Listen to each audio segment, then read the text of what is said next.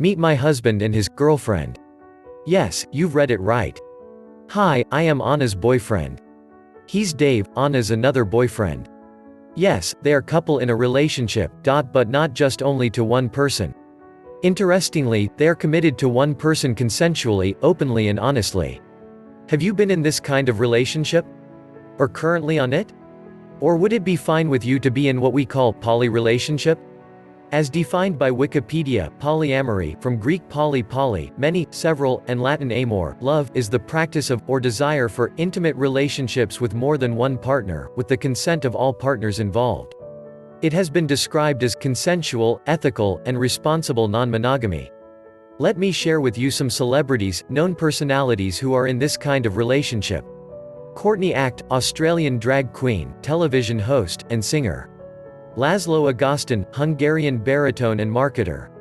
Richard Carrier, atheist activist, author, blogger, and speaker. Greta Christina, atheist blogger, speaker, and author. Catherine Dorion, first openly polyamorous person elected to office. Dorion is a Canadian politician, who was elected to the National Assembly of Quebec in the 2018 provincial election.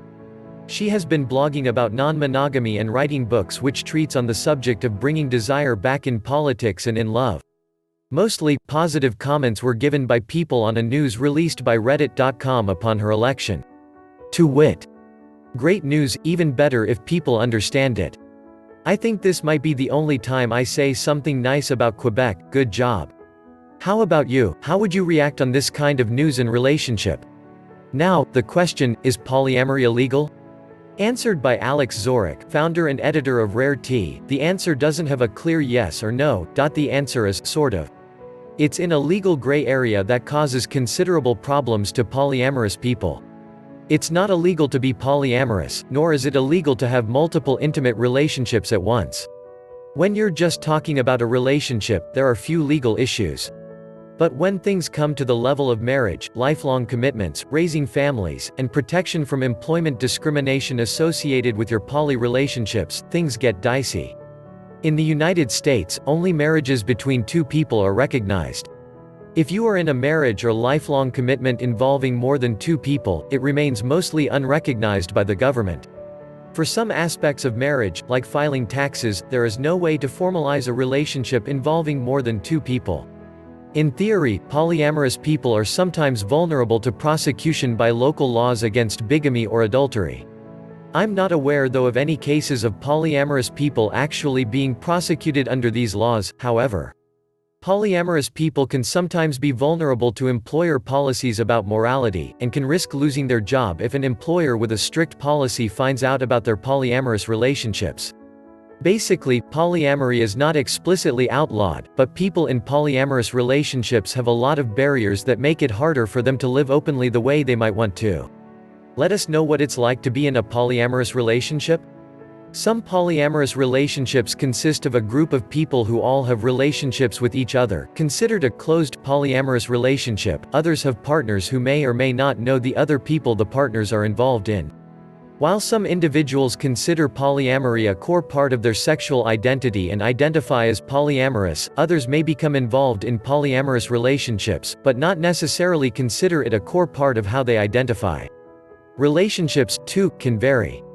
Some polyamorous individuals see all their partners as equal, others may have a primary partner who they may live with, split bills with, or consider their emotional anchor, and then have secondary people they date and commit to, according to terms laid out between the individual and his or her primary. Here, two polyamorous individuals explain how it works for them, and clear up some common misconceptions people may have about the lifestyle. Kitty Stryker, 33, San Francisco, married with a boyfriend. Since she was a teenager, Stryker identified as polyamorous, and has practiced it throughout various relationships.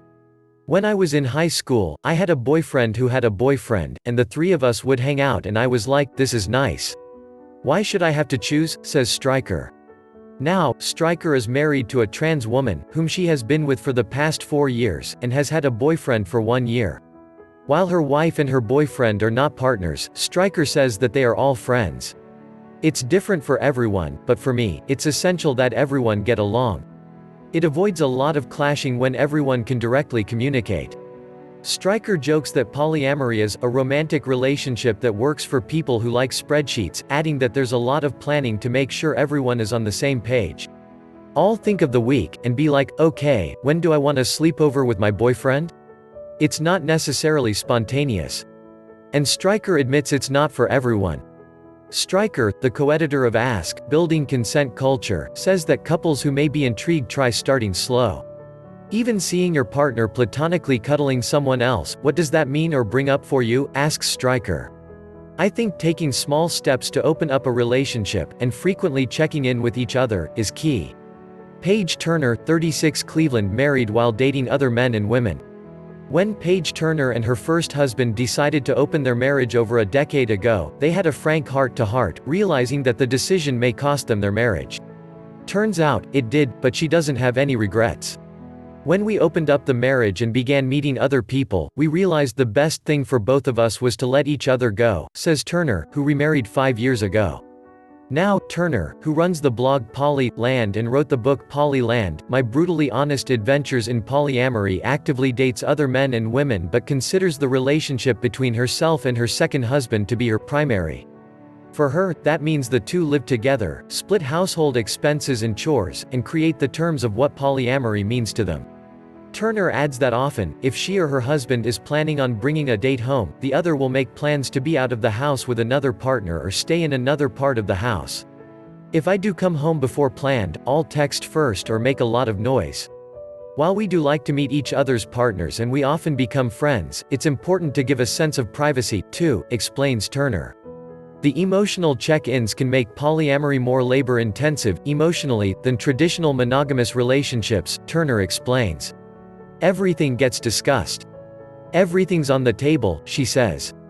And sex, says Turner, is only one part of the lifestyle.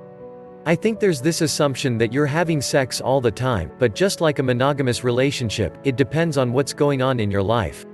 For example, during my heaviest dating period, I was dating 3 men and 2 women. And I was having sex less than I am now, with a husband and dating a woman. So it just depends, she explains. Having known a glimpse of how poly relationship works, and we may have different views or opinions about it, one thing is consistent: polyamory is all about respect, open communication, and the ability to live love on terms that work for the people involved in the relationship. Thank you for watching this video.